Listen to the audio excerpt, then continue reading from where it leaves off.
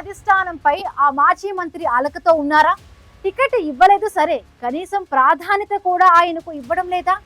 బయట నుండి వచ్చిన వారికి ఇస్తున్న మర్యాదలో తనకు కనీసం ఎందుకు ఇవ్వడం లేదంటూ ఆయన అసహనం వ్యక్తం చేస్తున్నారట.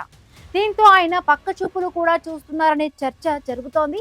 ఇటీవల కాలంలో ఆయన నియోజకవర్గం టీడీపీలో రీసౌండ్ వినిపిస్తోందట. ఇంతకీ ఎవరా మాజీ మంత్రి? నిజంగానే ఫ్యాన్ పార్టీతో ఆయన టచ్లో ఉన్నారా? రాజకీయాలలో వెనకబడ్డ, తిరుణ్ణాలలో బోర్లా పడ్డ, తిరిగి లేవడం కష్టమనే నానుడి మాజీ మంత్రి పరస వెంకటరత్నం పరిస్థితికి సరిగ్గా సరిపోతుందనే చర్చ రాజకీయ వర్గాలలో నడుస్తుంది. సూళ్లూరుపేట ఎస్సీ రిజర్వ్డ్ నియోజకవర్గం నుంచి 1994, 1999, 2009 ఎన్నికల్లో 3 సార్లు టీడీపీ ఎమ్మెల్యేగా గెలిచిన పరస చంద్రబాబు కేబినెట్లో మంత్రిగాను పనిచేశారు. అయితే వరుస ఓటముల తర్వాత పార్టీ అధిష్టానం ఆయనకు టికెట్ కేటాయించడం ఆపేసింది. గత ఎన్నికల్లో ఎలాగైనా టికెట్ వస్తుందని ఆశించినా ఫలితం దక్కలేదు. అయినప్పటికీ పార్టీ నిర్ణయానికి కట్టుబడి ఎమ్మెల్యే విజయశ్రీ గెలుపు కోసం ఆయన పనిచేశారు. కూటమి ప్రభుత్వం అధికారంలోకి వచ్చిన తరువాత తనకు గౌరవప్రదమైన ప్రాధాన్యత దక్కుతుందని ఆశించిన పరసాకు కేవలం సాధారణ డైరెక్టర్ పోస్టు ఇచ్చి అధిష్టానం సరిపెట్టడం ఆయన వర్గానికి తీవ్ర ఆగ్రహాన్ని తెప్పించింది. అంతేకాదు, ఈ పోస్టు ఇచ్చే కంటే అస్సలు ఇవ్వకపోతే బాగుండు అన్న అభిప్రాయాన్ని ఆయన అనుచరులు వ్యక్తం చేస్తున్నారు.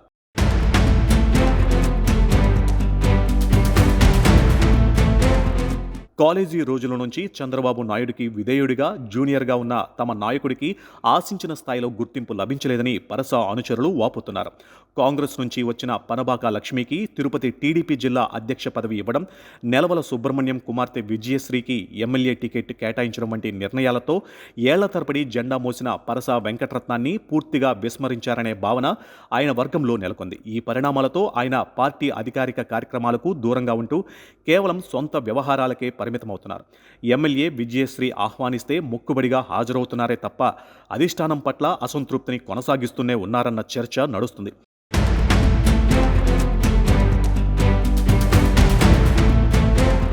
ఇదిలా ఉండగా ఇటీవల పరస వెంకటరత్నం వైసీపీ జిల్లా ముఖ్య నేతలతో భేటీ అయ్యారనే వార్త సూళ్లూరుపేట రాజకీయాలలో తీవ్ర దుమారాన్ని రేపుతుంది. మొదటి నుంచి టీడీపీలోనే ఉన్న పరస పార్టీ మారే ప్రసక్తే లేదని కొందరు చెబుతున్నా అధిష్టానం పట్టించుకోకపోవడం, నియోజకవర్గంలో ప్రాధాన్యత లేనప్పుడు ఆయన ప్రత్యామ్నాయదారులు ఎందుకు వెతుక్కోకూడదన్న ప్రశ్నలు కూడా వినిపిస్తున్నాయి.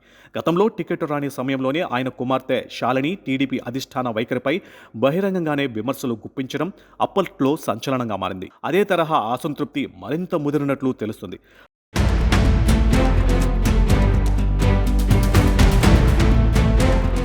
అధికారంలో ఉన్నప్పుడు ఆర్థిక వనరులను సమకూర్చుకోలేకపోవడం, ప్రస్తుత దూకుడు రాజకీయాలకు అనుగుణంగా వ్యూహాలు మార్చుకోకపోవడం వల్లే పరస రాజకీయంగా వెనుకబడ్డారనే అభిప్రాయాలు ఉన్నాయి. మరోవైపు వైసీపీలోకి వెళ్లినా అక్కడ ఆయనకు ఏ మేరకు ప్రాధాన్యత దక్కుతుందనేది కూడా సందేహమే.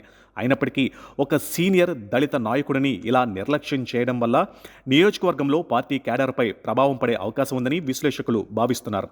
అధిష్టానం వెంటనే స్పందించి పరసకు సరైన గుర్తింపు ఇవ్వకపోతే ఆయన నిర్ణయం ఎలా ఉంటుందనేది ఆసక్తికరంగా మారింది. మొత్తానికి సూళ్లూరుపేటలో మాజీ మంత్రి పరస వెంకటరత్నం అసంతృప్తి రోజురోజుకు పెరుగుతుంది. మరి టీడీపీ అధినేత చంద్రబాబు నాయుడు తన పాత సహచరుడిని బుజ్జగించి పార్టీలో సముచిత స్థానం కల్పిస్తారా, లేక పరస తన రాజకీయ భవిష్యత్తు కోసం కీలక నిర్ణయం తీసుకుంటారా అనేది వేచి చూడాలి.